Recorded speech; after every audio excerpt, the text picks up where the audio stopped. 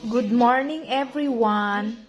It's 10:20 a.m. here in Vienna, Austria.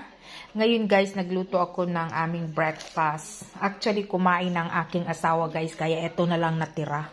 So, gumawa ako, guys, ng fried rice. Pero ang aking asawa, guys, ang kinain niya is semmel. That is semmel, mahal. That kind of circle bread kung sa atin pa pandesal.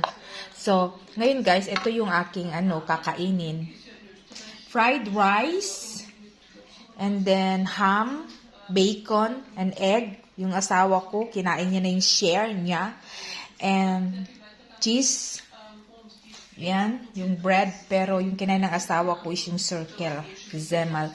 And ito guys, ang aking breakfast for today. And of course guys, nandyan pa ang ating kalamay guys. So ito guys, kain tayo guys.